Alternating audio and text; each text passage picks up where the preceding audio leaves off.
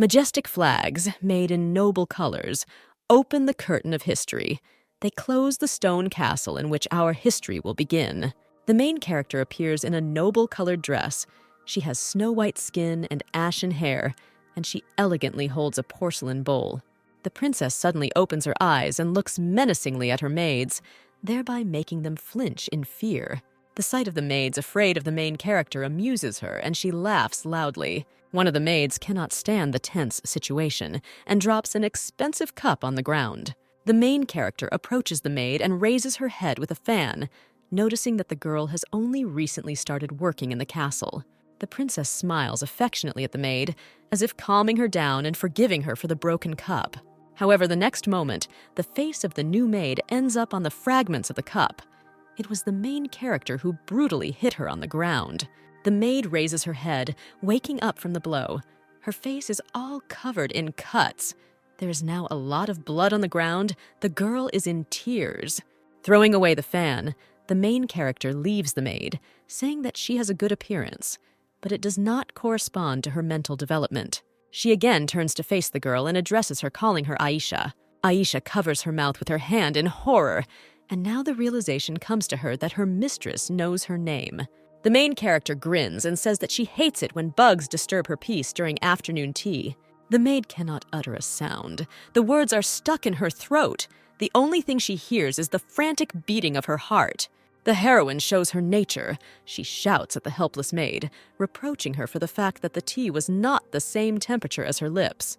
The villainess specifically steps into the place where the maid's hand lies, piercing it, and blood begins to flow from it non-stop. A cry of pain involuntarily escapes from Aisha's mouth. Tears instantly appear in her eyes.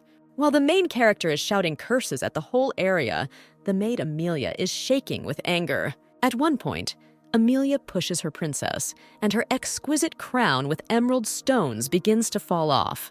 The maid screams at the girl and wishes her death for the way she treats innocent palace workers. The main character falls to the ground, hitting her head. The clap made by a closed book interrupts the story told to us earlier. The action moves to a dance studio, where the dancers are discussing who will get the role of the villain for the final dance. Ella, a girl with a beautiful appearance, flowing ashen hair and a slender figure, becomes a volunteer. The dance director asks the girl about her decision, since previously she was supposed to play the main positive role. Ella is not going to refuse such a wonderful opportunity to test herself. The choreographer accepts the girl's decision to challenge herself and wishes her luck. The heroine reflects on her past, when she did only as her father wanted, and what she has achieved now, when she is trying to become a professional actress. The dancers leave the training room, but Ella decides to stay to practice some more. The girl is left alone. She rehearses the role of the tyrant, trying to express the emotions and intonations of the hero as believably as possible. Coming out of character, Ella sighs in disappointment, rubbing the back of her head. While the heroine is wondering what she needs to become a villain, a dark figure appears behind her. Before she finishes the last line from the script, Ella is pushed by a mysterious silhouette. The girl quickly falls from the chair on which she was rehearsing, and only at the last moment notices that this is not an accident. Ella sharply opens her eyes, inside of which it is as if one can see echoes of distant space and twinkling stars. Turning around, she angrily screams and asks who pushed her and almost killed her. However, instead of a dance studio and a mysterious offender, she finds herself in a beautiful garden, seeing only a couple of maids in front of her. Ella's eyebrows fly up, her eyes widen, and her mouth opens slightly in confusion as to how she ended up in this place. Aisha runs to the princess and grabs her by the hem of her dress, saying that everything that happened is her fault and asking for punishment. However, Amelia stops her and admits that it was she who pushed the mistress. The girl is ready to be executed for her offense. The princess, represented by Ella, stops the maid's confessions with a scream. Ella tries to figure out what's going on here, seeing how the maid is covering Aisha with herself, trying to protect her. The actress begins to understand something and looks around, studying the area and surroundings. The princess points her finger at the maids and repeats their names questioningly.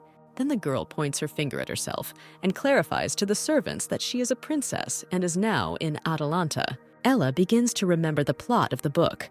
which she was supposed to use to choreograph the dance. The girl remembers that the royal family died as a result of food poisoning that was spoiled by the servants. Ella finally realizes that she has been transported to the future. She is very frightened by the thought that she has found herself in a bloody old fairy tale. The actress's legs can no longer withstand the tension, and she sinks to the floor. Ella covers her eyes with her hand, realizing that this is the beginning of her hell. The heroine thinks about the plot of the story in which she finds herself, that the truth of the death of the kingdom of Adelante is covered in darkness, and no one knows the truth. The girl turns away from the servants, drawing her legs closer to herself and wondering whether she should fall again in order to return back to her world. Someone calls Her Highness, but his voice is so loud that even the cat jumps up in fright. The source of the scream turns out to be the palace guards who have come to save the princess. They cross their swords near the throats of the maids. The commander of the royal guard, Pilir, loudly shouts at the servants, threatening to kill them for attempting to kill a member of the royal family. Ella gets scared when she hears the commander's threat and screams for them not to kill the maids. Pilir is surprised by his mistress's reaction and asks whether he should carry out a more brutal execution by preparing the horses for quartering. The heroine feels bad thinking about how the horses will tear the servants to shreds. Still nauseous, Ella yells at the royal guards, ordering them to stop. The commander's gaze becomes harsher and more suspicious due to the princess's strange behavior. The girl understands that she behaves completely differently from the main character, and if everyone understands that she's a stranger, it could cost her life. Ella makes her look more indifferent and orders the guards to lock up the servants until she comes up with a more painful reprisal. Pilir enthusiastically claps the princess for her composure and the horror that she knows how to instill in people. The princess leaves, ordering the maids to be detained, but the commander asks her where she is going. A stern look is directed at the man. The princess irritably asks him if she should report to a lower person. Pilir bows to the princess, saying that he has exceeded his authority. Her Highness finally leaves with her head held high. The commander-in-chief raises his head and a wry grin appears on his face. Meanwhile, Ella rushes through the entire garden, trying to quickly leave the scene. The girl runs to a clearing and leans against a tree, trying to catch her breath. To breathe easier, the heroine takes off all the heavy jewelry and outerwear. Ella lies down on the black blanket, mistaking it for a picnic tablecloth, and finally enjoys the silence. Something twitches under the girl's head, but the heroine thinks that these are stones. The actress sighs and begins to think out loud about returning to her world, whether it is possible. Full of determination, the princess jumps up and exclaims that she must survive. Ella remembers the ending, in which both handmaids die that evening, and the entire royal family and she will be fatally poisoned. Looking at the sky, the girl realizes that she still has half a day left before nightfall, and during this time, she needs to find the killer in order to survive. The princess lies back down, but this time she bumps into someone's lap, and a man towers over her. Ella sees in front of her a handsome man with emerald eyes and ashen hair. A blush appears on the girl's face from the attractive appearance of the man. The characters look at each other intently, one with surprise, the other with interest. The stranger asks the lady to get off his feet. Ella immediately jumps up and apologizes for disturbing her, to which the man asks for forgiveness for disturbing her sleep. The girl says that the ash-haired man should not worry, but inside she feels that he is about to die from the intelligence of the stranger. Finally, the princess realizes that the man was here all along and heard everything she said about the extermination of the royal family. It's as if something hits the heroine's head, and her eyes widen when the stranger confirms her fears. The ash-haired man distracts the girl from her thoughts by getting down on one knee in front of her. The man introduces himself as Alan and says that he wants to serve the lady. The man also mentions that he has excellent knowledge of local cuisine. The girl freezes at Alan's words and tries to understand what just happened. The heroes find themselves inside the palace. Ella covers her face with her hand, thinking that beauty is misleading. The princess was so lost in her thoughts that she did not notice how Alan stopped and therefore crashed into his back. Rubbing her nose from the hard blow, Ella apologizes for her carelessness. The man turns to the princess and, smiling, says that it is an honor for him to touch her at least for a short time. At the man's words, the heroine's face flushes again with embarrassment. Alan leads the girl to the door leading to the kitchen. The door opens sharply, and a body flies out of it, and in the doorway itself stands a silhouette holding a cane. The silhouette turns out to be a man dressed in a chef's suit, his face distorted with anger. The chef hits the boy with his cane for his poor cooking skills and asks if he is really ready to serve this to his royal family. Ella thinks in a whisper about the chef's words and looks for subtext in them, since in his statement he compared the food of pigs and the authorities. The girl turns to Alan to get his opinion on the situation, but he is not in his previous place. The heroine turns back as soon as she hears the voice of a boy trying to defend himself from the cook's attacks. The man is not happy that he will be contradicted, and therefore swings at the child, intending to beat him with his cane. The boy's face contorts with anger, but he does not close his amber eyes, showing courage before striking. The cane, which recently flew at the boy, flies out of the cook's hands. Ella covers the child with her back. The man's eyes widen. The main character's name comes out of his mouth, but he doesn't have time to finish it. The girl grabs the boy's hand and tells him to run away from here with her. The young chef's eyes are no longer filled with anger. They reflect loss. Looking at the savior, the image of some girl named Liliana pops up in the blonde man's memory. From the memories of the girl, the boy's legs give way and he falls. Without getting up, the boy raises his head and now he has only one word in his thoughts, little sister. The cook was still standing in the same place where the heroes left him and was trying to figure out whether Princess Ella was the boy's savior. Someone appears behind the man and asks if he is surprised by Her Highness's behavior. Startled, the cook turns sharply to the source of the voice. The kitchen manager tries to hit the intruder with his wooden leg, but he parries the blow with his sword. The chef's name is Papadi. He served in the past and is a former lieutenant general, and the stranger turns out to be Alan. Smiling, Alan asks the chef why he is angry and whether the wine he brought last time is to blame for this mood. After the ash-haired man's words, the taste of that wine, which he would be glad to quickly forget, reappears on the cook's tongue. The boss shouts at Alan not to remind him of that black liquid anymore. The man, in turn, says that he apparently mixed up the bottles. Alan smiles again and says that the drink was made from medicinal herbs and was good for the former lieutenant general's wounds. Papadi starts shouting even louder at the ash-haired man and says that he wants regular wine. With a chuckle, the cook turns away from Alan and asks why he is here, also warning that he will no longer give crystal apples for offering. The cook safely hid the apples in the safe so that no one else but him could use them. The memory of the taste of apples makes Papadi salivate, and he laughs mischievously. Alan grins at the cook's reaction and says that he came not for the apples, but because he had something more attractive. The men turn their heads in the direction where the princess recently ran away. Papadi breaks into a smile, and his gaze becomes more cunning. He asks if the guy saw what just happened. The chef thoughtfully says that the princess is behaving unusually today, and the ash-haired man tells him that it is because of him that she got lost. At Alan's words, the man turns sharply to him. The guy, in turn, smiles innocently. Papadi exclaims enthusiastically that Alan is meeting with Her Highness, and the ash-haired man asks him to be quieter. A sly smile spreads across the guy's face. He says that the most interesting things are yet to come. Meanwhile, Ella sits next to the crying child, not knowing what to do. The girl does not understand how to calm the boy, who is crying incessantly. When the princess tries to say something to the boy, he only begins to shed more tears. The boy's tears flow without stopping. Ella begins to panic, not understanding what to do. At some point, the girl accepted her helplessness next to the child, feeling that she would also cry. After 10 minutes, the child finally calms down and apologizes for his behavior. The actress turns her head towards the child and clarifies whether he has definitely finished crying.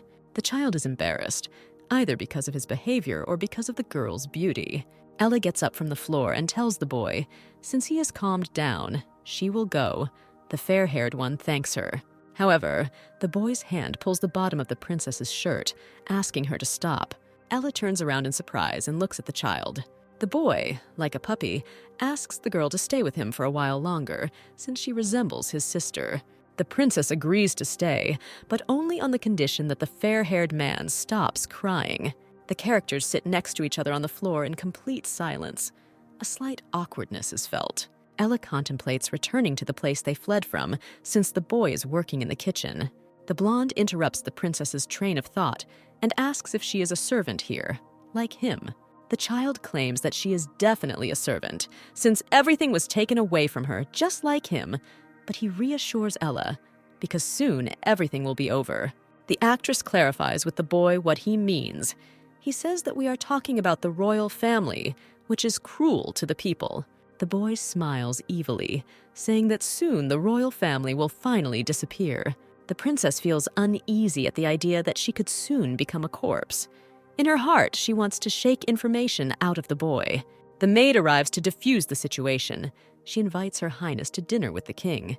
When the boy heard the servants name the girl, he realized that all this time he had been informally communicating with Princess Ella. Blonde stutters as he pronounces Ella's title. She realizes that her secret has been revealed. The princess tries to reassure the young cook, saying that some mistake has occurred and extends her hand to him. The boy is very angry and therefore throws her hand away from him. The child yells at Ella and blames her for everything, wishing the royal family dead. Ella tries to calm the boy down and stop him, but he doesn't listen to her and runs away. The maid hurries the princess to the king, noticing that she is walking around in only a nightgown. The action moves to the dining room, where the entire royal family has gathered. Eldest Prince Mo Tyler notices that in addition to the royal family, a sage is present at the dinner.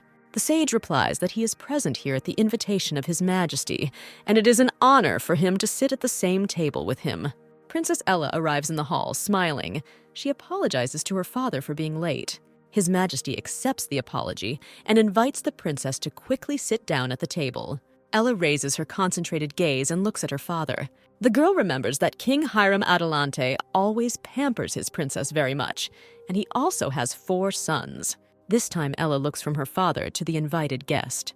The heroine sees a man sitting in an elegant outfit and with a mask that hides half of his face. The older brother asks Ella if she is as surprised as he is that a wise man has decided to attend their family dinner. At the same moment, the princess remembers that it was the sage Savel who led the rebels and decided to execute Ella by hanging her. The heroine is horrified by thoughts of execution and once again decides that she must survive. Ella looks with concern at the man sitting at the table with a predatory smile.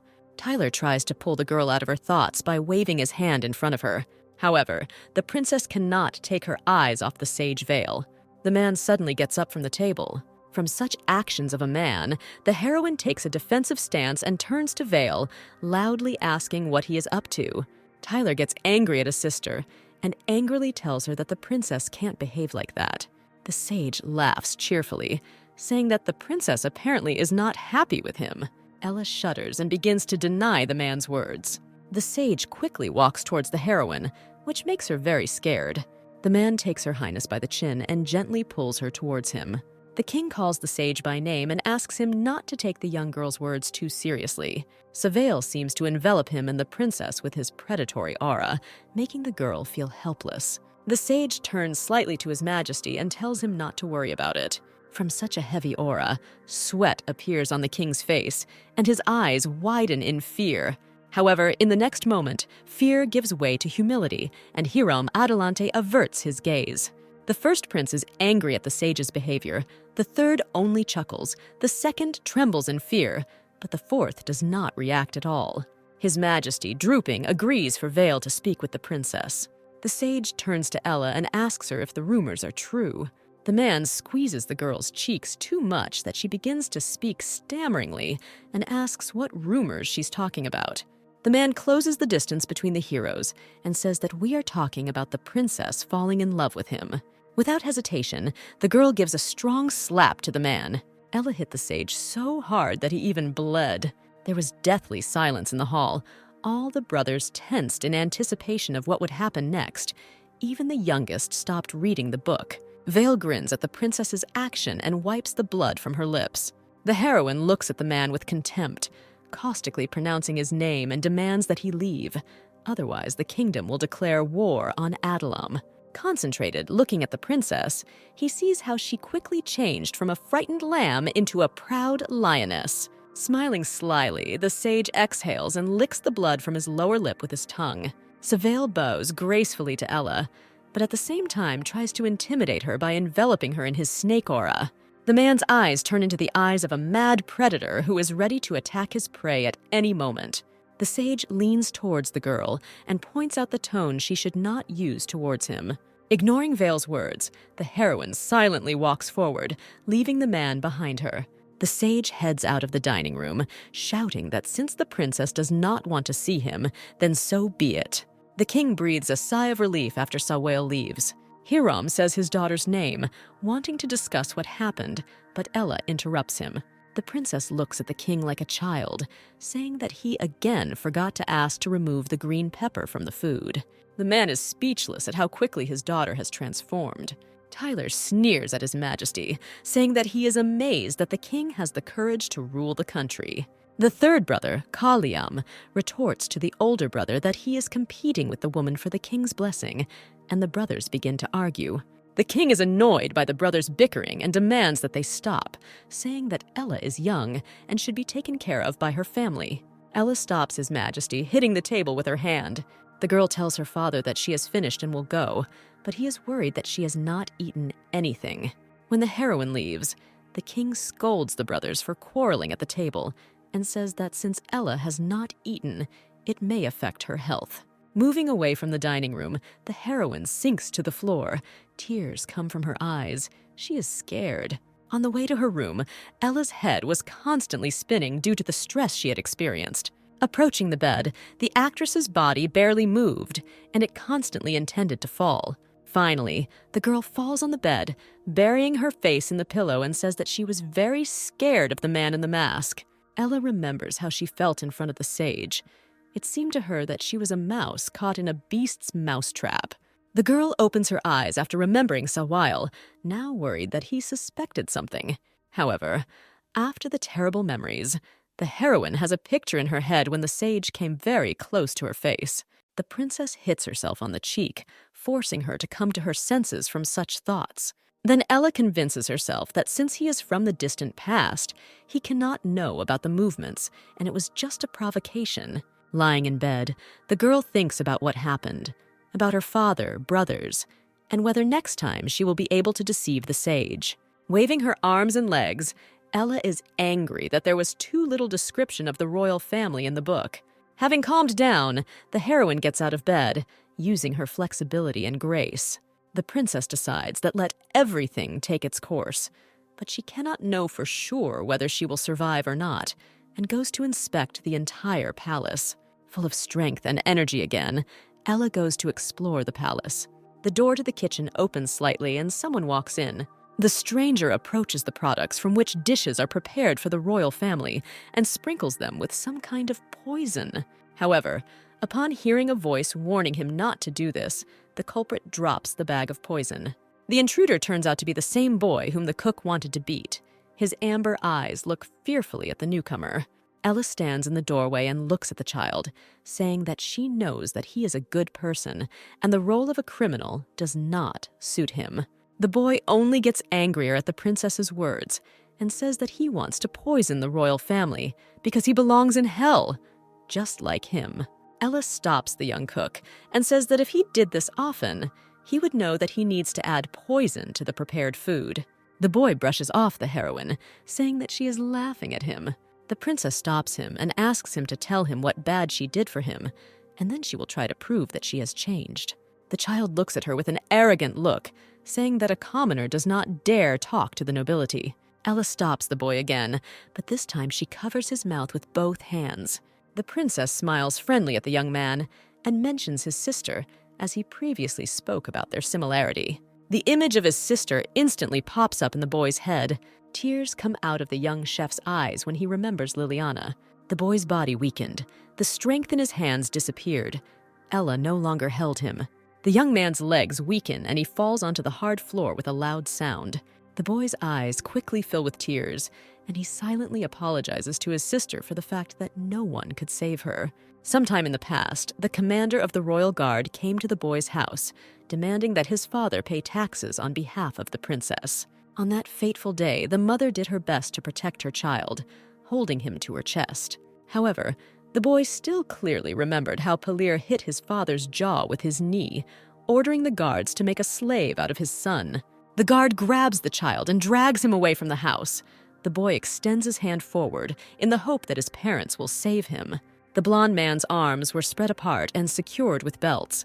His head was also fixed, and a red-hot seal rose above the child. Clutching the piece of wood between his teeth, the future slave screamed in extreme pain.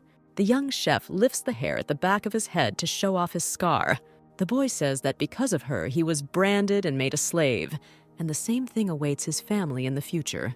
The young man looks at Ella with all the pain, hatred, and resentment that have been accumulating all this time. The mark in the form of a sea reptile is the sign of the slaves of Adelante. Slaves are the legal property of their owner, and their owners can do whatever they want with them. The princess approaches the fair-haired one, extending her hand to his scar. Seeing that the boy is scared but does not move away, the girl decides to touch the brand with her fingertips. Amber eyes look fearfully and warily at the heroine. Ella reflects that an innocent child has become a slave against his will, and she sadly asks if he is in pain. Instantly, the heroine realizes that she said something stupid, and he was, of course, in great pain. The boy, gritting his teeth, boils his head off her. The princess apologizes and says that she knows that she cannot earn forgiveness.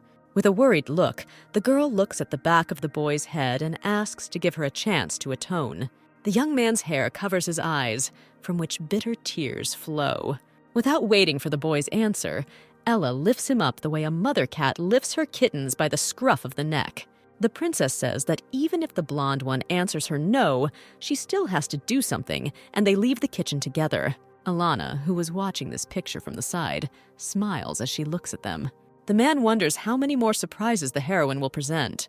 At the construction site of the Coliseum, a fat master beats his slave, demanding that he get up from the ground and continue working. His wife runs up to the slave and asks the owner to stop beating him with the whip since he is sick.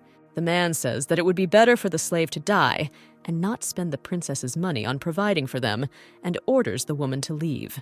However, the wife does not leave her husband and covers him with her back, waiting for the blow. The whip does not have time to hit the woman, as someone's bracelet gets caught in the handle of the whip. The whip falls from the owner's hands to the ground, causing him to freeze in shock.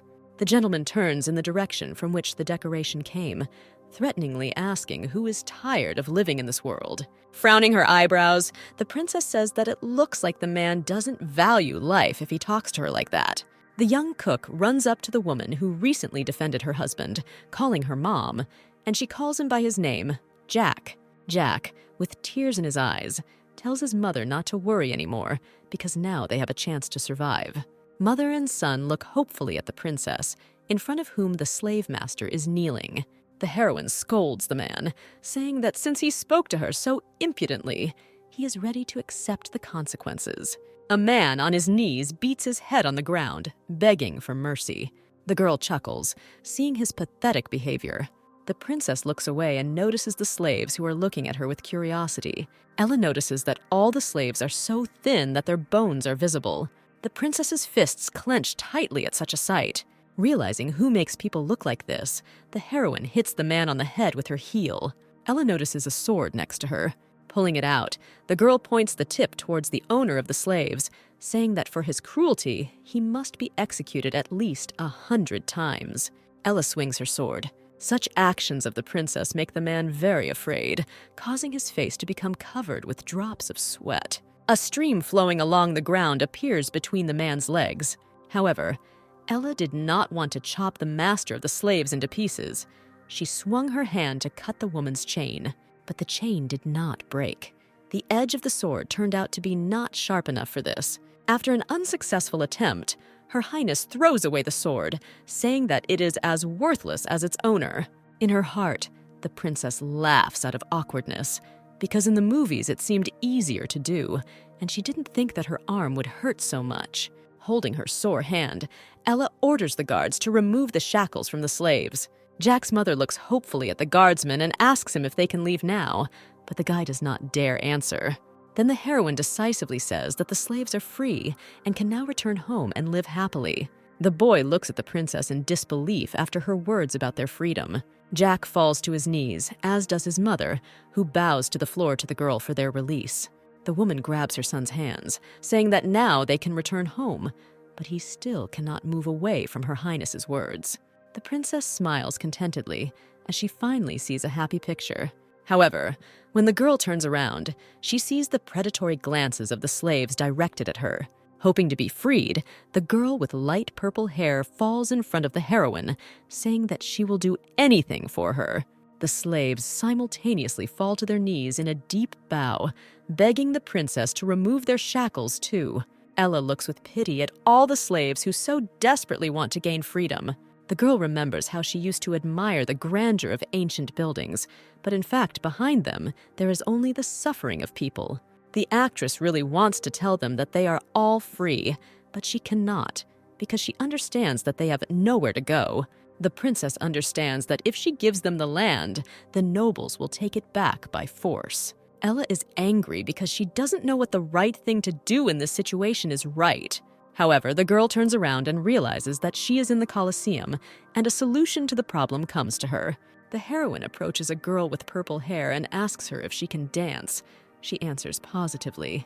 Ella smiles happily because she understands that then she will be able to implement the idea. In His Majesty's office, Ella's elder brother conveys to the king that his sister's actions are a disgrace to their family.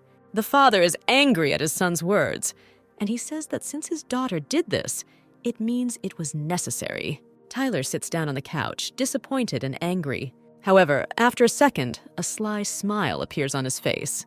The youngest brother, Terrance, notices this, but decides not to interfere and continues reading the book. Alan lies carefree on the grass in the garden with a book on his face. Next to him, a servant on his knee reports news about Princess Ella. Hearing the news that Ella is going to make a theater instead of the Coliseum, the man puts the book away. Together with the servants, the heroine returns to the slaves. People greet Ella in silence, frozen in anticipation. Jack goes to Her Highness and says that, as she asked, he gathered all the slaves but asks why she needs this. Instead of answering, the girl claps her hands, calling the servants. The servants hand the slaves trays of cloth and a chest. The heroine entrusts these people with the reconstruction of this place and says that she has high hopes for them. Jack's family and he himself exclaim in surprise. The girl distributes tasks to the husband and wife so that they can monitor the work of the men and women. Ella smiles and thinks for a couple of seconds about who to make manager. The princess approaches Jack, puts her hands on his shoulders, and entrusts him with the management of the theater. Waking up after the heroine's words, the young man begins to wave his arms, saying that he doesn't know how to do anything and therefore won't be able to lead. Ella puts her index finger to his lips, silencing him. The heroine looks at him worriedly, asking if he wants to continue to suffer in hard labor. The boy retreats, taking a step back after the princess's words. The girl makes a serious look and tells Jack that in this life, only he can help himself. The boy has a memory of the day when he was separated from his family. He doesn't want to suffer anymore, and for this, he needs to be strong. Tearful but filled with confidence, Jack shouts that he will become stronger. Ella is amazed at the young man's bold answer. The girl smiles and praises the boy and strokes his head. The princess claps and asks for a moment of attention. The heroine announces that from now on, people are no longer slaves, and the theater is their salvation, and the more successful it is, the more they will be paid. The princess says that they can stay and participate in the creation of the theater, and if they don't want to, then they are free. When everyone is left, Ella smiles happily, and meanwhile, Jack reflects that he almost killed their savior. The boy clenches his hands into fists. He feels that he wants to thank and protect the princess for everything she has done for him. The young man shouts to the girl that he will not disappoint her. The freedmen work hard to create a stage for the plays. The women, in turn, sew costumes for the actors. Faye, a girl with purple hair, is entrusted by the princess with training dancers. The next day, Jack runs up to Ella and tells her that the costumes are ready. The heroine is glad that the women were able to complete the task so quickly and invites the young man to look at the costumes together. Metal pipes smash the scenery into splinters. Jack tells the trespassers to stop destroying everything. From the sidelines, the second son of the Marquis, Leon Fond, is watching what is happening with a smug smile. Jack's father falls at his feet, clinging to his clothes, and asks him to stop and discuss everything. The second heir of the Marquis kicks Jack's father in the chest. The son runs up to the man, presses his legs to his stomach, trying to relieve the pain from the push. Angry at Leon, the boy takes a pipe from the ground and angrily swings at him. However, Jack is hit from behind by one of the servants of the Marquis's son. The second servant pierces the boy's leg with an arrow. The young man's face is lifted by the chin, showing it to Leon, who calls him Princess Ella's favorite.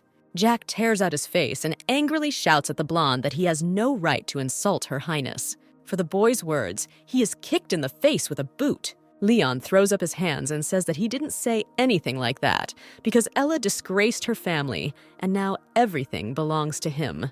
The man holds a golden dagger to the blonde man's throat and says that he will spare his life if he insults the princess. Jack says something, but it comes out slurred due to his swollen cheek. To hear the boy's words, the second son approaches his face. The next moment, Jack spits in Leon's face. The man slams the young man's face into the ground and threatens to cut off his head for spitting. The servant is already begging the pipe over the boy's head to break it. However, the actions of the subordinate are stopped by the arriving princess. She is dressed in an exquisite orange dress, but without shoes. The girl approaches Jack, who is lying on the ground. Seeing the young man's condition, Ella orders a doctor to be brought to him. However, no one dares to move and carry out the order of Her Highness. The worried mother runs up to her child. The princess tells her to take the boy away and find a doctor. Leon looks at the heroine's outfit and asks her if the theater is a cover for lewdness. Hearing this, Ella turns to face the man and says not to devalue other people's work. The girl tells the Marquis's son that he only knows how to spend his parents' money and that he is only good for consuming food. Leon is very angry because of Ella's words, saying that she is only pretending to be kind and merciful. The man continues to escalate the situation and says that even the king is unhappy with her actions. The second son shouts to the slaves that if something happens, everything will be fine with the princess, but they will suffer. Frowning her eyebrows, the princess says that she knows about the king's opinion. Leon narrows his eyes and is glad that the third prince did not lie, that Ella lost the king's support. At the same moment, the king's messenger appears and announces that in the princess's land she has absolute power. The heroine looks triumphantly at the Marquis's son and says that although his father is not happy, he remains on her side. The action moves to a day ago, when Ella came to her father's office so that he would sign permission to implement her idea. The sage and Tyler enter the room. The king tells his daughter to take a walk in the garden, since he is currently busy with documents. The princess puffs out her cheeks at her father's words. The girl snatches the paper from His Majesty's hands. The heroine says that her question is no less important, and therefore she will not leave until the king helps her. The older brother yells at his sister that she is distracting her father over little things and interfering with his work. Ella turns her head to her father, seeking support. However, she sees his head drooping and turned away from her.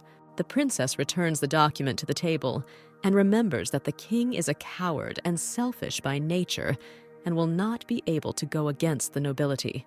The girl directs her gaze to the sage. Ella recalls that the nobility of Atalanta are divided into aristocrats with titles for merit and into successors of the ancestral line.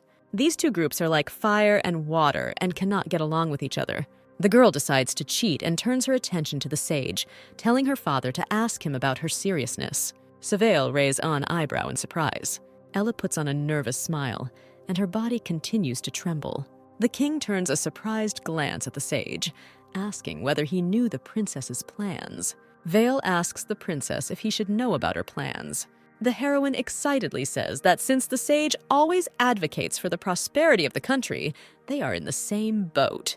Looking at her father, Ella says that the theater will solve the problem with the uprisings of the people, since they will have something to occupy themselves with.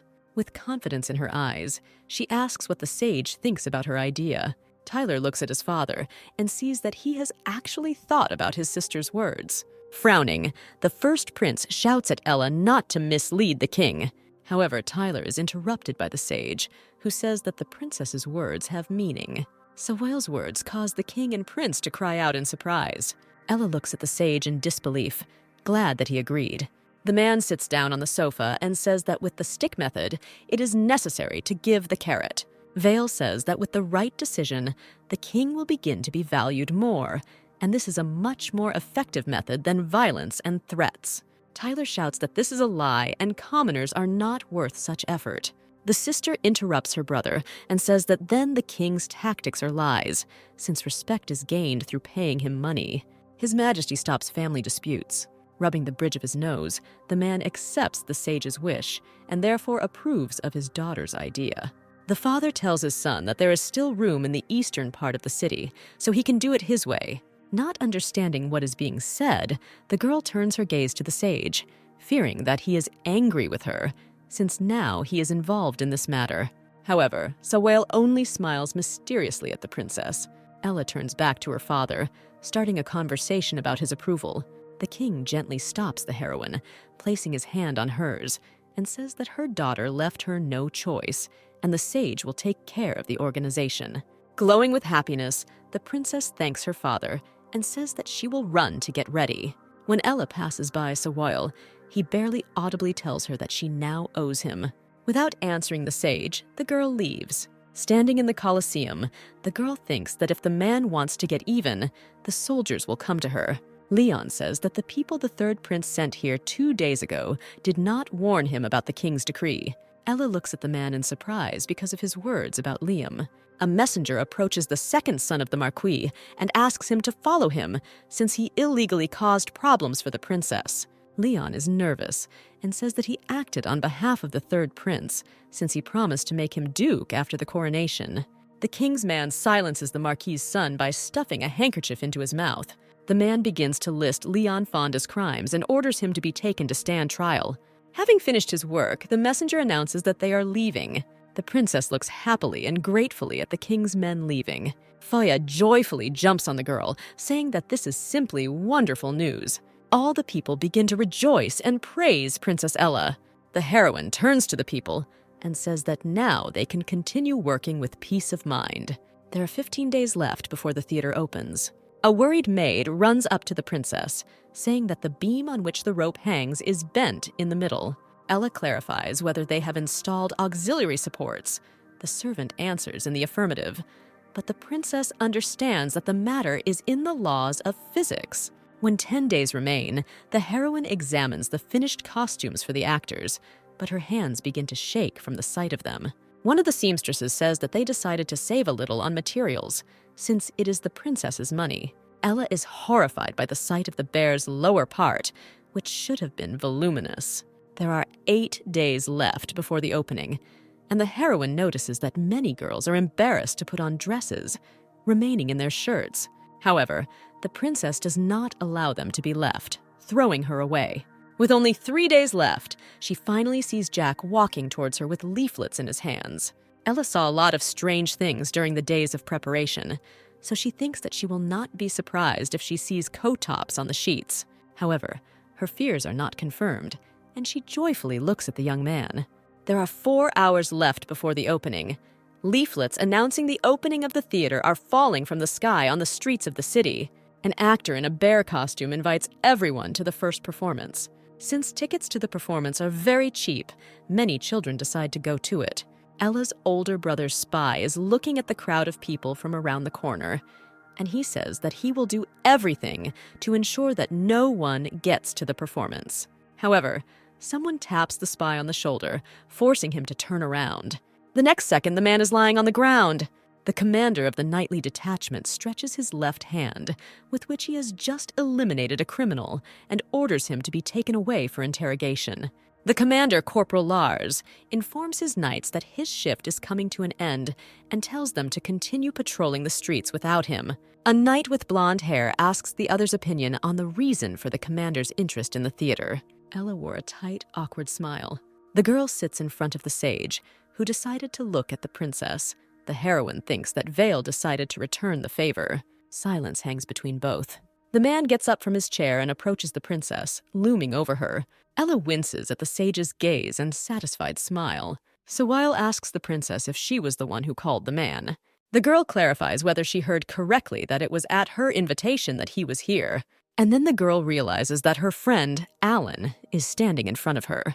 The day before, Ella was looking through documents to understand what was missing for the opening of the theater tomorrow. A maid comes to the princess, informing her that the debut act, consisting of 10 people, is ready to entertain the audience. After the maid's words, Her Highness leaves the room in a hurry. The maid can't keep up with the king's daughter and shouts after her that she hasn't even changed her clothes. Ella runs into the garden, very out of breath, and tells someone that he really came. Alan sits relaxed by a tree and, seeing the lady, rejoices at her arrival. Not listening to the man's advances, the girl approaches his face, asking if he knows about the theater. Sitting away from the heroine, he says that he heard a little about his discovery. Ella happily tells him that she is inviting him to the performance and asks him to bring one of his friends. Sighing, the ash-haired man asks why she's inviting him. The princess replies that this is because she has no more friends besides Alan, and she needs someone who will look after the rowdies. Alan chuckles awkwardly and says he doesn't seem to have a choice. The girl happily asks if the man agrees to go to the theater. The ash-haired one politely bows to the princess and says that he cannot refuse, only that his friend is not quite ordinary. Ella grabs the man's hand and says that it doesn't bother her because she needs a lot of spectators at the opening. The heroine does not take her eyes off Alan, but does not utter a word. Narrowing his eyes, Alan asks Her Highness if he really isn't worthy of being her bodyguard. A luxurious carriage arrives on the red carpet. Jack, dressed in a black suit, bows respectfully to the arriving guests.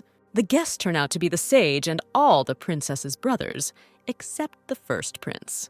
The spies of Ella's elder brother, lost in the crowd, say that Thaler needs to be reported about the arrival of the princes and the sage. The first honored guests of the theater begin to take their seats. The baron with the purchased title, Eliot, notices that the slaves have prepared ordinary wooden chairs for special guests.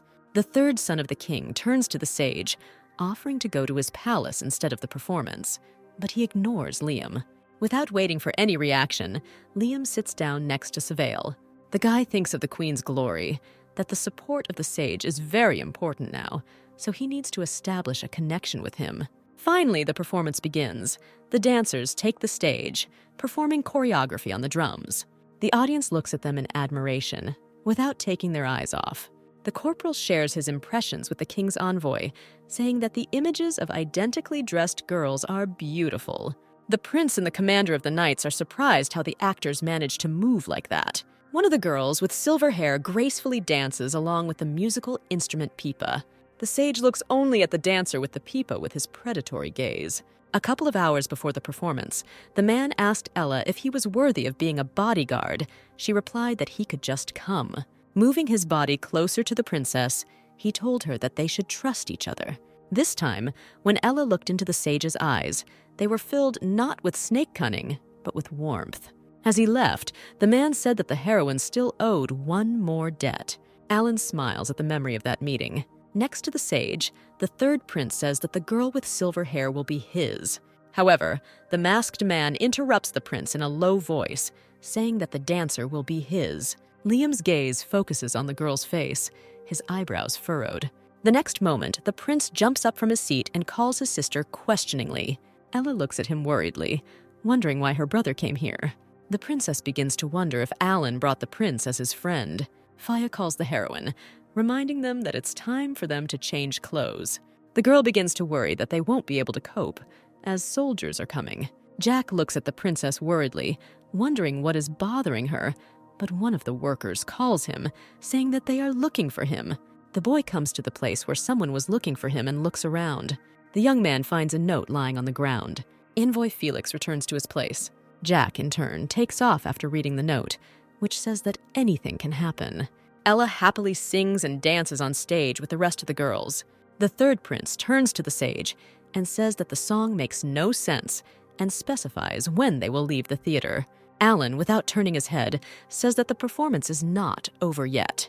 The man looks intently at the girl singing in the center, wondering how she will cope with the next threat this time. At one moment, everything freezes and Ella's eyes widen in fear. The girl begins to fall from the stage. The princess felt that it was not her legs that failed her, but a push in the back. The heroine turns around to see the culprit. She turns out to be a girl with orange hair from a backup dancer. However, Ella successfully lands in scattered rose petals. Silence reigns in the hall. The princess continues to sing, despite the feeling of anger she feels. People in the audience begin to whisper that this fall was written in the script and looked spectacular. Even the third prince believes these words, saying that it was stupid to include something so shocking in the program. Jack peeks around the corner, covered in sweat, worried about Her Highness. Alan looks somewhere to the side, saying that it is not time to relax yet. The top of the stage begins to crack. Backstage, Ella approaches the redhead asking where she is going, to which the girl replies that she doesn't feel well. Smiling kindly, the princess tells her to return quickly, because without her, it will not be possible to continue the performance. The girl bows to her and exhales to herself, rejoicing that Her Highness did not notice. The heroine stops her by asking if she likes the jewelry and says that she can take anything from her father's treasury for her labor. The excited girl happily asks if she can take the gemstone necklace. The princess agrees and asks what it looks like. The redhead describes it in detail. The heroine's gaze becomes serious, and she directly asks why she needs this necklace. The dancer begins to make excuses and says that this necklace belongs to her. Ella doesn't believe her and asks how this necklace could belong to a former slave. The redhead nervously replies that she found him. The princess realizes that she is not telling her. The main character orders the employees to capture and lock up the criminal. The former slave sneers at her, saying that she won't be able to lock her up. However, the heroine answers her with the same look and asks if she really thinks that she will buy her provocation. Jack approaches them and tells the redhead that the princess prepared in advance because she knew how many enemies she had made for herself. The young man says that Her Highness predicted a long time ago that something might happen to the props. After the incident, the traitor is taken away, and the girls finish the performance. Ella enters the room and sees that they are waiting for her. The sage calls the girl his princess while sitting elegantly on a chair. The main character quickly enters the room and closes the door. The man sighs and says that apparently the princess had long ago guessed about his coming. The princess curtsies and says in an official tone that she is grateful for the sage's help. The masked man does not like Ella's actions. He says that Her Highness can leave the formalities. Alan grabs the girl's hands and pulls her towards him. The sage says that he can accept a joint dinner as gratitude. Ella is embarrassed and angry at the hero's actions. The girl looks into the man's eyes, and they seem somehow familiar to her. Alan pulls the princess closer to him, asking what she wants. The main character becomes too embarrassed, so she quickly moves away from the man. The man also gets up, and passing by, whispers in Ella's ear that they will meet in the evening. The sage stands contentedly outside the door and listens to the princess's curses. Felix tells his master about his nasty interest in Her Highness. Alan doesn't let Felix finish his sentence. Walking behind the gentleman, the guy asks if the princess will come tonight, to which he answers in the affirmative. Hearing how the princess still scolds the sage, the servant begins to doubt it. Someone starts knocking on the door as the princess tries to move away from her encounter with the snake. Jack starts knocking harder on the door and says that the theater is on fire. These words pull Ella out of her thoughts. The heroine looks at the burning scene with a menacing gaze. Jack's father runs up to the girl, offering to leave the extinguishing on them. Ella interrupts him, asking about the state of the firefighting installations. The man says that they are in good condition, and the fire will be put out quickly. Moats of water are installed in the floor of the theater to effectively combat fire.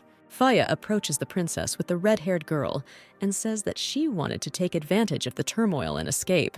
Ella turns to them and addresses the criminal, asking who sent her.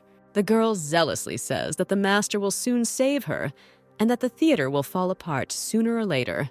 The princess, hearing the words about the master, asks the red-haired woman if they are talking about Mo Tyler. The intruder freezes and asks how Her Highness knows about this. Ella says that her brother wants to take over this land, but the theater is preventing him from doing this, so she has no one else to think about. In the evening, the princess is gathered for dinner with the sage. The maid asks to wear her cloak, since going out without it is considered bad manners. The main character gets angry and says that she won't go anywhere. The maid tries to convince her mistress, but she flatly refuses to listen to her. Ella leaves, saying that she has more important things to do in the garden. However, someone grabs her skirt, thereby stopping her. The princess gets angry at this behavior and shouts at the stranger. Another maid finds herself on her knees, begging her to accept the sage's invitation, and she begins to cry out of hopelessness. The servant stands behind the prince and tells him that the theater is closed for renovations, and they also need to quickly finish with the dungeon. Tyler tells the servant to inform him about the work in the dungeon when they return. He will sort it out. Ella remembers two maids, Aisha and Emily, who are also important characters in the story. The princess, smiling awkwardly, tells Aisha that if she has something to say, let her say it and not cry. The girl is lifted from the floor by the blonde maid. Aisha tells the mistress to visit Mr. Lark Nuo. Her Highness asks the girl who he is. With tears in her eyes, the maid says that this wonderful man saved many people, including her sisters, from bad people. The girl says that she will do everything for her consent. Ella begins to think about her words. Because devotion to an idol is a common occurrence, the princess asks what happened to Lark Nuo. After her Highness's question, the maids look at each other awkwardly. Aisha carefully begins to remind the princess that it was she who sent the man to prison for insulting the royal family. In her thoughts, Ella clutches her head, scolding the former owner of the body for her excessive cruelty. Smiling peacefully, the girl says that since he is such a good person, there was some kind of misunderstanding. Aisha tells the princess that she cannot wait, since Larka is to be hanged that very day. Ella stands in shock at the maid's words, realizing that it will be difficult to save the man. The figure of the maid Emily appears between the castle towers. The girl, seeing her friend, shouts at her why it took her so long to get to their meeting place. However, Aisha comes out from around the corner not alone, but together with her Highness. Emily raises her voice again, asking the maid what the princess is doing here. Aisha says that she brought her.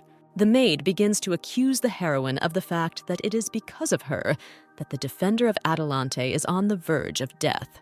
The princess begins to remember something after hearing the maid call the man.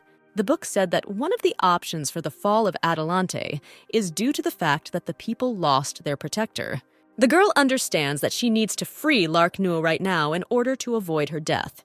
Ella reminds the maids to hurry if they still want to free the man. Shaking with anger, Emily nevertheless decides to take the mistress to the prisoner and tells him to follow her. The princess passes by the prisoners, wondering how they can live in these terrible conditions. Aisha runs up to Mr. Lark's cell and calls him. Lark Nuo is a former royal general of Adelante. Ella looks at the man's condition and assumes that he was tortured. The maid tells Lark that she asked the princess to have mercy on him. The man's hateful gaze turns to her Highness. Feeling how much the prisoner despises the girl makes her shudder. Closing his eyes, Lark laughs and says that he doesn't need the princess's mercy so she can leave. Ella annoyedly replies that she is helping from the bottom of her heart, to which the man reminds him that he is here because of the cowardice of one of his subordinates. In her thoughts, the girl is again angry with the princess for the reason for the imprisonment of the former royal general. The maids turn their heads towards the princess, looking at her with hatred. Ella loudly asks the man to stop being poor and says to quickly leave here with them. At this noise, the elder brother and his servant come. The princess looks at the prince irritably and reflects that since he came here in person, the matter is now becoming more complicated.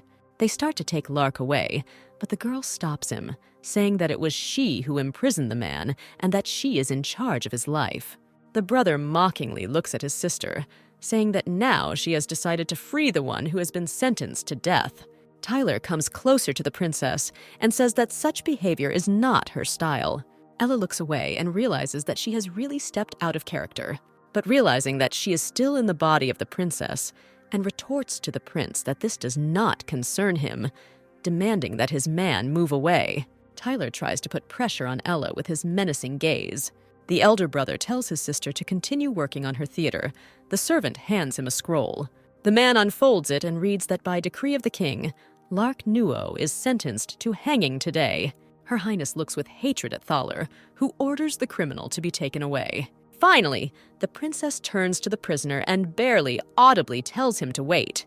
Lark notices this and manages to read the girl's words on her lips. Ella still decides to check what is written in the decree, but her brother raises it above her head so that her sister doesn't get it. Waving the paper, the brother leaves, saying that it was all thanks to her. The princess wonders why her brother said that. Ella speculates that a faction of the aristocracy was behind everything originally, and Lark directly reports to the king and protects him. However, with so much information, her head begins to boil. Tyler instructs his servant to follow the princess and see if she has gone to meet someone. At this time, the heroine instructs Emily to go back and find an invitation to dinner, and Aisha follows her. At Sawwhale's residence, a man is sitting in the garden drinking tea when a servant approaches him, saying that he has guests. A princess came to the sage with a request to discuss one thing. The man looks at the girl and sees that she is covered in sweat. Smiling politely, the man says that it is still early, so he offers to drink a cup of tea. Ella asks the sage to listen to her proposal and says that she is ready to give 30% of the theater's proceeds. Smiling sweetly, the man continues to look at the princess. However, the next moment there is no trace of the smile left, as Alan turns a suspicious glance at the maids. The sage turns away from the princess, walking towards the sofa. The ash-haired man sits on it, spreading his legs wide. The man opens his eyes and, looking at the princess, says without emotion that he is not interested in her proposal. The princess begins to convince Alan, saying that Lark Nuo has a good reputation, and this will raise the authority of the sage. But the man asks why he needs this if he is already quite influential. In addition, Alan says that since the prisoner has a crime against the crown, it will be disadvantageous for him. The man starts to leave because he doesn't want to talk to the princess about the other guy, because she might turn to the king. The girl asks, since when is a king more reliable than a sage? Realizing what the heroine just said, she closes her mouth. The guy grins at the girl's words. Alan turns his head and asks if the princess really thinks so. Ella cautiously responds positively to the man, pressing her hands to her chest. The sage tenderly takes a strand of the princess's hair in his hands, saying that the price for salvation is quite high. Directing his gaze to the girl, he asks her if she is really ready to pay. Realizing that she has no choice, Her Highness smiles brightly, asking what the sage desires. Ella approaches the man's face, clarifying whether he wants money or a specific person. Alan smiles a serpentine smile at the princess's straightforwardness and asks what she can offer him. The main character gently touches the character's lower lip. Then the girl removes her hand from the sage's palm. Ella touches Alan's cheek gently. Bringing her fingers to the man's chin, Her Highness approaches his face, and he widens his eyes in surprise. Alan abruptly moves away from the princess, frightened by such close contact. The girl laughs softly at the man's actions, saying that he refuses to take it even when she offers.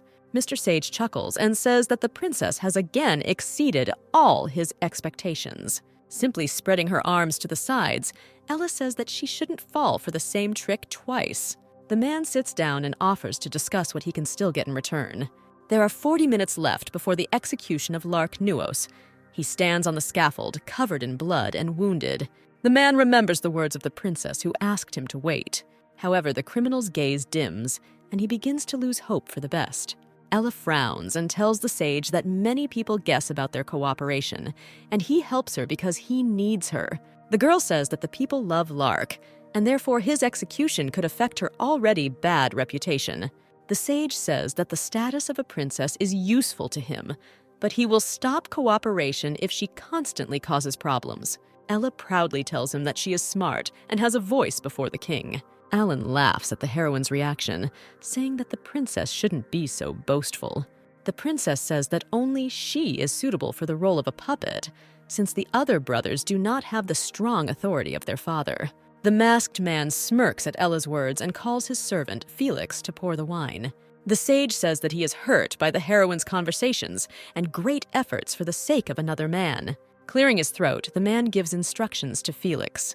The servant places a document with a red cover in front of the princess. When the heroine opens it, she sees the word contract and many of its clauses. The girl understands that the sage has deceived her again. Ella turns her gaze to the satisfied man in the mask, who has calculated everything in advance, even preparing the documents. The princess begins to read the document. It says that she must obey the orders of the sage, do everything with his approval. While drinking wine, the man points out that the most important thing is on the last line. Seeing that the last line states that she must appear at the first call, the girl shouts that he is taking advantage of the opportunity. Alan interrupts her and says that she can take her time to think about everything, since the execution site is 25 minutes away. Ella drinks all the wine to the bottom in one go and tells him to give her the pen. The sage smiles triumphantly at the princess's decision. The heroine, with irritation in her voice, tells Alan to go to the execution site while she returns to the palace to find the king. The first prince sits in front of the scaffold and says that the time has come to hang the criminal. A noose is placed around the bloodied man's neck. The servant is about to turn the lever to the other side to hang Lark Nuo, but someone shouts at them to stop. A crowd of people riding a horse appears from around the corner. Concerned, Tyler screams to pull the lever faster. The servant unquestioningly carries out the prince's order, clicking his handle. The rope flies up, squeezing the former royal general's throat. The sage hurriedly passes by the princess's elder brother. The man simultaneously takes out a sword to throw it towards the prisoner. The blade hits the target and Lark Nuo falls hard to the ground. The horse slows down next to a man whose life a few seconds ago was in the balance. Lark looks at the sage in surprise, not understanding why he is helping him. Alan turns to the first prince, saying that he treats him without respect and judges him without reason. Looking contemptuously at Mo Tyler, he asks him if he understands what problems he now has because of such behavior. Tyler opens his mouth to answer the ashen-haired man's accusations. However, the sage, not interested in the man's justifications, turns away from him. Alan raises his hand and, as an emperor, announces that the execution is cancelled and the case of the accused will be reconsidered. The sage orders the man to be taken back, but the first prince protests indignantly and demands to see the king's order. Ashhair yells at the man that he forgot his place. Enveloping everything around with his serpentine aura, the sage says that even the church cannot challenge his decision. Alan looks askance at the criminal, who is still sitting on the ground, still not realizing that he survived. The sage once again repeats his order to be taken back to prison until a new verdict is announced. Ella stands in her father's office, asking him why he can't give her the prisoner. The king tells her that he has already issued a decree on his hanging, and there is no reason to change it, to which Ella is indignant. His Majesty gets angry and says that Ella has become too capricious lately, although she wasn't so annoying before. The actress has tears in her eyes. She says that she did not do all this for herself. Since the father does not want to help the princess, she decides to demonstratively run away from the office. Waving her hand, she silently begs for the king to stop her. The heroine's guess is confirmed, and her father grabs her hand, telling her to say what she wanted. The princess looks at the king with puppy dog eyes and says that the abolition of the execution is needed specifically for him. Ella says that at first she was offended, so she arrested Lark, but then she thought that her father's rating might fall. The king doubts, because it is not good to go back on your words, but his daughter tells him that no one will think so. The man agrees, but says that everything needs to be checked again for a final decision. The girl is very happy with her father's decision, saying that she loves him very much. The man innocently exhales at the reaction of his daughter who left the office. The princess happily runs to Aisha to please her with the news that her idol has been pardoned. However, instead of joy, only fear is reflected on the maid's face. She tells the heroine that Mr. Lark Nuo is being tortured. The man is in a poorly consecrated place. Tied with his hands up, the servants brutally beat him. The criminal looks angrily and provokes them to hit him harder. For the words of the former royal general, he gets a whip in the face. The servants laugh and discuss that the princess deliberately appointed a more painful death instead of hanging. The prisoner's gaze begins to dim at the words of the guards, gradually losing hope. However, at the same moment, Her Highness comes into the torture room, plunging everyone into shock. The fire of hope lights up again in the commander's eyes at the sight of the girl. A red-haired servant runs up to Ella and says that they are interrogating a criminal within the framework of the law. The heroine looks at them menacingly, saying that she is their law. Pointing to Lark, the princess says that she will send everyone to the gallows if blood spills from the commander's beautiful body again. The words of Her Highness make the prisoner feel uneasy. Ella blushes at her own words and points out that she meant strength, not beauty, because if he dies, who will defend the kingdom? The princess reports that the king has transferred the Lark Nuo case under her responsibility, to which the servant says that it is still under review. The heroine points to herself, asking the redhead if he thinks the girl is lying. Very angry, Ella begins to approach him, threatening to punish him for slander. However, the girl is gently stopped by a stranger's hand on her shoulder.